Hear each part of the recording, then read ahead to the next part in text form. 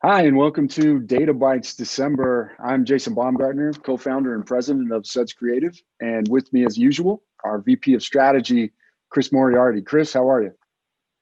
Doing well. Holidays rapidly approaching. I'm ready. Are you? No, that's par for the course. This is where, luckily, my wife will be wearing the Santa hat, and hopefully she's gotten some things for our children. If not, I'm sure I'll hear about it. Perfect. All right, well, let's take a look at the agenda. First, we'll do, as we usually do, a national look and look at some trends. Then we'll go into some states discussion. And then we're going to have Chris spend a little bit of time on how you can increase your gift card sales leading up to the holidays and make that final push towards Christmas using something called attribute priming. And then Chris and I will break down our favorite holiday campaigns and see what we can extrapolate from those to help car wash operators. And as always, feel free to send us your questions to jason@sudscreative.com or chris@sudscreative.com, and make sure you use the subject line DataBytes. All right, let's jump into it. First, looking at the national trends, this is, again, a week over week look. Average car counts, there's close to 1,000 different locations across the United States, so it is a nice cross section. Orange is 2019 and the blue is 2020. Chris, what jumps out at you when you look at this? Well, when it comes to data, we love patterns. And obviously what we've been seeing more and more of towards the tail end of the year is these lines really syncing up. So even though we're kind of winding up a little bit south of where we were, keep in mind that this graph then starts again on the left side. So it is a very, very positive thing to see that tight correlation, because it indicates that we should see a nice climb through the spring as we've had every other year. Absolutely. And you can see the trend, is a little bit steeper decline. We're going to actually break down what happened in Q4. So you can see we started out really nice, and then the back half of Q4, you just haven't had those types of weather events that we did last year. And so that's the reason for part of decline. We'll move this over here. So you can see this, the first part of Q4, we're actually trending better than 2019. And we started dipping after about week 44, week 45. How much of that's related to weather? Is there anything else? COVID? It's just been a myriad. I mean, if you look at it, we tested this back in the spring, if you guys remember, that we wanted to see if there was any correlation between wash volumes and the stock market, the S&P, where something else that tends to show up on the S&P is significant disruption right around election cycles. So where we saw certain things kind of tweak or skew would be in line with what other industries see in terms of increased volatility, which is usually driven by our good old friend uncertainty.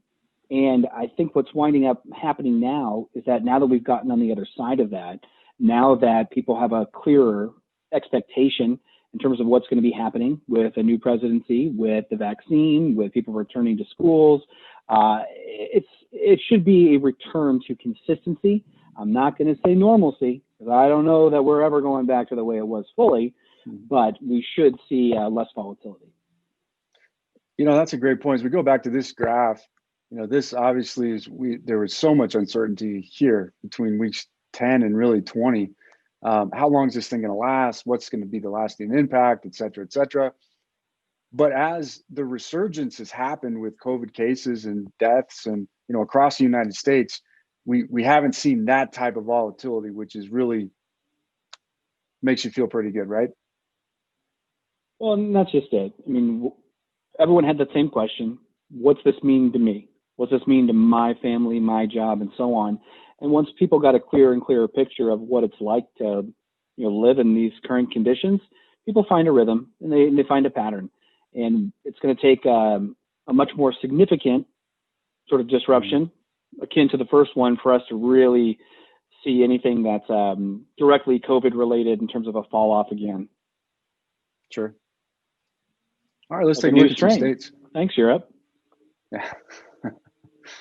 Let's take a look at some states here. These are some states that are really performing strong compared to 2019. Most of these are 3 of the 4 in the Southeast: Kentucky, Alabama, Georgia. And you've got Arizona in there, and these are relatively flat. Oops, let me go back. Um, these are relatively flat compared to some states that see really dramatic seasonality patterns. But you look at Kentucky, really since week 22, 23 has outperformed 2019. Looking at Arizona, the back half of the year has really performed really strong. We did see a little bit of a dip when Arizona got into the COVID period where they had their little resurgence.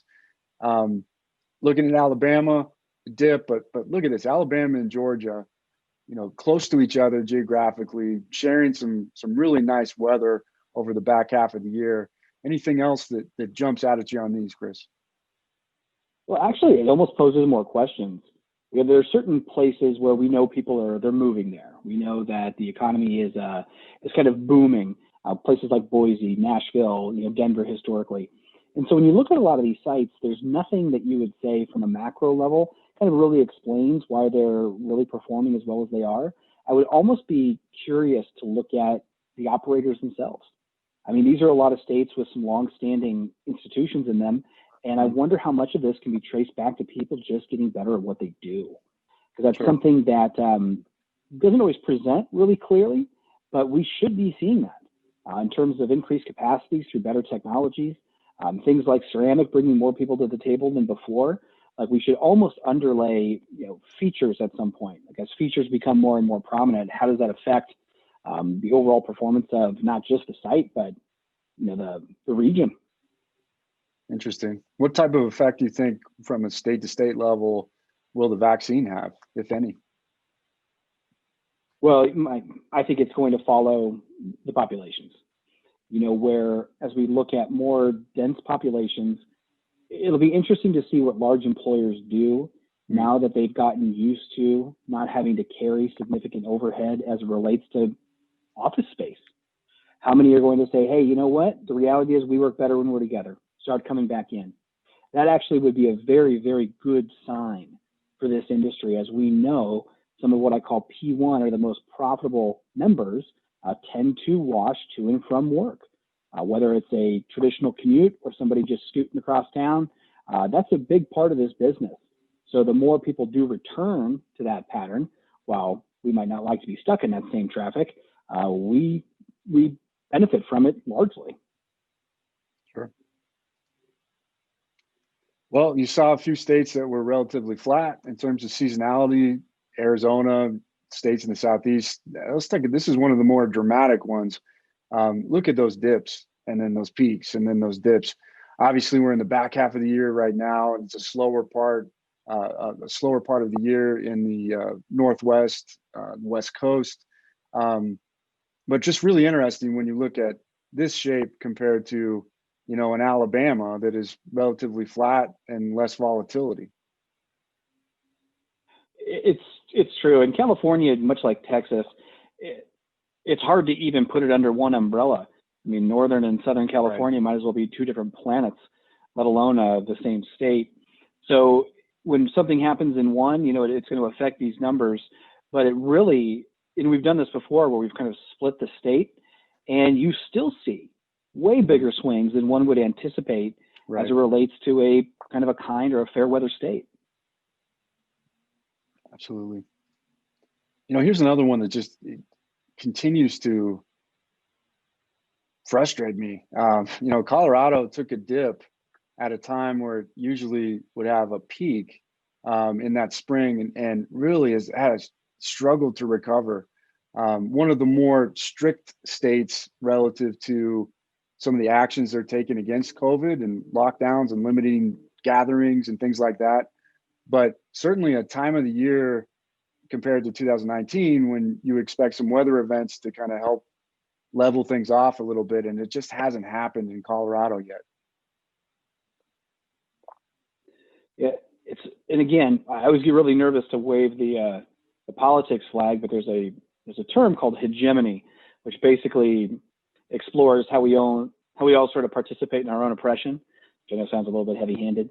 But where you see a lot of these self-imposed and heavily enforced and potentially unnecessary regulations, the states that really leaned into them, I mean, I hope they're helping people, but we know that it's hard on businesses versus other states that said, hey, maybe there's a middle ground, or hey, just be safe and do whatever. You hate to think on behalf of business owners that they're being unnecessarily affected. Want to keep everyone safe, but at the same time, like, man, there's a lot of people's lives wrapped up in these businesses.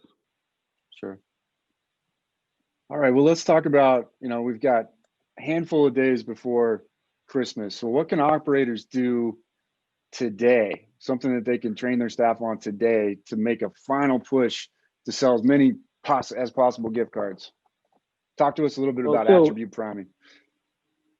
I'm excited about this little section. And those of you who work with Suds and have been through one of our sales trainings know that attribute priming is a tactic that we've preached for a long time. And it's really simple. And the way I want you to think about attribute priming is like nudging. We're planting little seeds in terms of what we want people to do. Attribute priming itself is a behavioral economics term, and there's a bunch of studies on it. But the one that's probably most referenced is one that Jason's made famous in these talks. It was done at a computer store where half the group of people coming into this store were stopped, and they said, real quick, one question survey. Are you coming in today to buy a computer based on memory? Yes or no? Second group comes in, they said, are you here today to buy a computer based on speed? Yes or no? And what they found was the people they asked the speed question to bought faster computers. The people they asked the memory question to bought computers with more memory. So again, just nudging. And when you see attribute priming, generally it takes on the form of a question that doesn't really depend on the answer. Example, as somebody pulls onto a site, we always recommend, instead of saying, hi, welcome to Joe's Wash, let me tell you about the XYZ, start every conversation with welcome back. We'll do a whole video about that someday for a whole lot of reasons, but welcome back. And the next thing that comes out of my mouth is going to be whatever it is that I'm attribute priming. So what might this look like? It could take on a lot of different faces, but we're going to use this specific example for gift cards right now. Because what do we know? That a lot of people are scrambling to check people off their list. Everyone's living in fear of what? That they've forgotten about somebody. So how do we attribute prime for that? Number one, we got to set the table. We got to be ready. So as you grab a bunch of gift cards, get them preloaded. Don't give people options. Give them one option. People think they want more choice, but they don't. They want nice and clear options. So a bunch of $20 gift cards ready to go would set you up for this. So now as people pull in and we say, hey, welcome back. Bet you're here to pick up a gift card. Seems like everybody today forgot somebody on their list. Seems like everybody today forgot somebody on their list. I'll bet you're here to get a gift card. And you just say that, where all of a sudden all you're doing as the attendant is just telling people something that you're seeing. People keep coming in and getting gift cards. Apparently everybody forgot someone on their list today. What am I really saying? What seed am I really planting? Because what you're trying to trigger is that person in the car going, wait a minute, did I forget somebody? I think I got somebody. I don't actually know. I should probably grab something. This is good. Yeah, this is good. This will work. And you want to start putting them on that motion rather than, hey, can I get you a gift card today? Which is a very transactional, non-relationship oriented tact. So we want to keep it very, very simple. Just, hey, welcome back. I bet you're here to get a gift card today. Seems like everybody I've talked to forgot about somebody on their list. That's it. It's a nudge. Just sharing a story where they can self-identify. Now, I was talking to Jason about this, and whereas we go through these sales trainings, anytime we're disturbing somebody's communication, and think about our industry, you are potentially having the exact same conversation hundreds of times a day. Change is hard. So often we'll use attribute priming as sort of a, to kind of let them, like a proof of concept almost. Just try this and see if it moves the dial. And we'll usually have the sites pick anything, any a la carte menu, any item, whatever it is. We had a group of sites recently, they actually picked towels, the microfiber towels. The margins on them are great. They don't sell a ton of them. So they started attribute priming for towels. Hey, welcome back. You're probably in here to get a towel. Apparently everyone's here to pick up towels today. And that's really it. And they tripled the sale of their microfiber towels within 1 week. Wow. Not because it's magic, because it's easy. It's easy to bring up. It doesn't matter what they say. And it's frequency. Towels, here to get a towel, get a towel, get a towel. People are going to start picking up towels. Right. So the reason we want to do this is it's easy to deploy. easy for the team to adopt, and it works. Because how many do you have to sell to make this worth it? One. So it could be One more one than you were question. selling One before. question. So you have operators just call up your store manager and say, "This is all I want. We're selling gift cards." Don't ask them if they want to buy a gift card. Ask them if they're coming in because they needed a gift card, because it seems like everybody forgot somebody on their list. Really simple. That's it. And then just track the changes. See if Chris is right. Put it to the test. And this is the whole thing. Don't overcomplicate it. Nobody wants to have a sales conversation. Just have a conversation, and just nudge. Easy to implement and successful. My wife is really good at this. She says, "Is that what you're wearing?" That's her version of attribute priming. So I get it. Oh yeah, it's But also, we need to listen to those ladies when they're trying to help us. Absolutely, yeah. I am anyway. All right, let's talk about holiday campaigns. What are some of your favorite holiday campaigns? Maybe name a couple that just jump out at you over the years. So, it's interesting because like you got your Super Bowl commercials, you got your holiday commercials, you have these things that, as it relates to marketing that are really seasonal, there's going to be a lot of dollars behind it. But I would easily say that the campaign that comes to mind is actually one that's been around a long time. And it's that Hershey's Kiss commercial where the Hershey's Kisses, are bells. And they play a little song, and the last one does the green one or whatever does the ring at the end. I remember reading about this at some point in time where what it cost them to produce that commercial was almost nothing, at least in their game. And I believe they've been running it well over a decade, certainly even longer. And what's so beautiful about that commercial is its simplicity. It doesn't require any explanation. It's absolutely straightforward. It's lighthearted. It's memorable. But what's admirable for a company like Hershey's, who certainly has the resources to try to continually outdo that, don't. So much of the holidays is about familiarity, about when things show up. It becomes a sign. It's officially the holidays when you start seeing that stuff, Like Starbucks red cups. Exactly. It's not official until the red cups are out. And now it's safe to fill those red cups with the other thing that you see ads for this time of year, which is booze. I mean, think about this. You don't see ads for alcohol any other time of year until now. And it's, I know why. If you've met my family, you'd know why too. Just kidding. But it's because alcohol is one of the number one gifts that people give when they go over to, whether it's a party or whatever it might be. And so this is the only time of year where they really do much spending around it. And I can definitely see why. Right.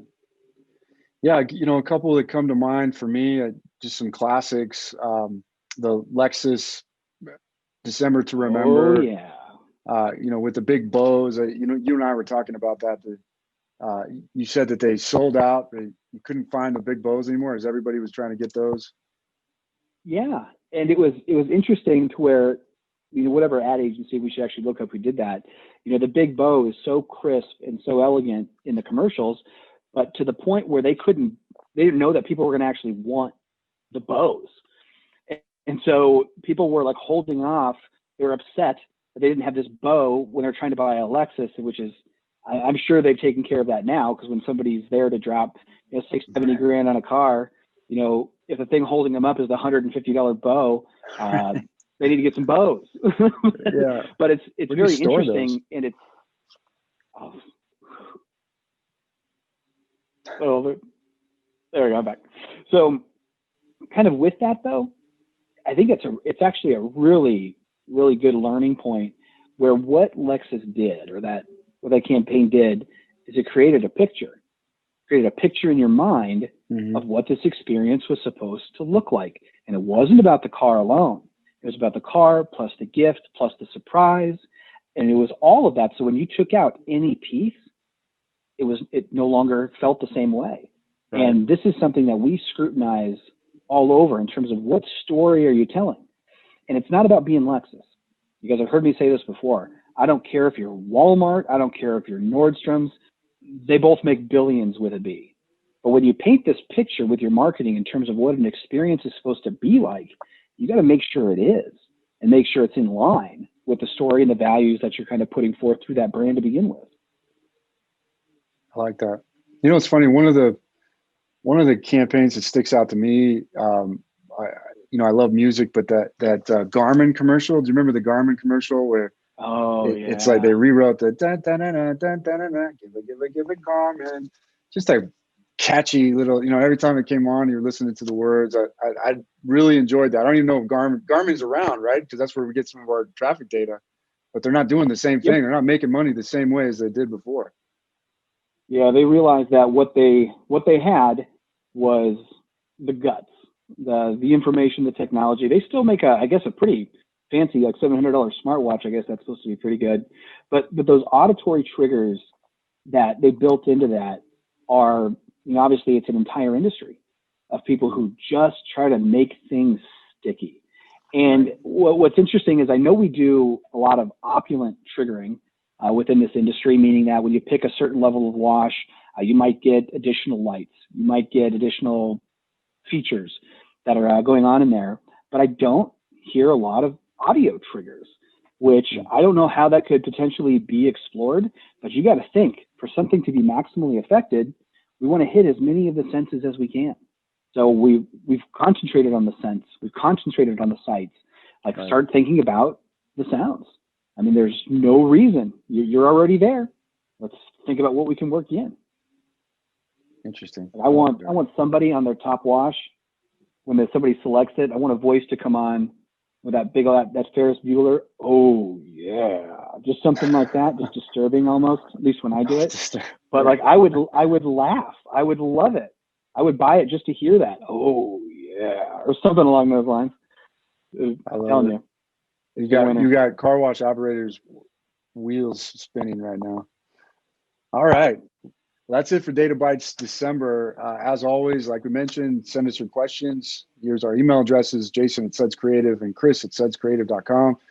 Be sure to include DataBytes in the subject line.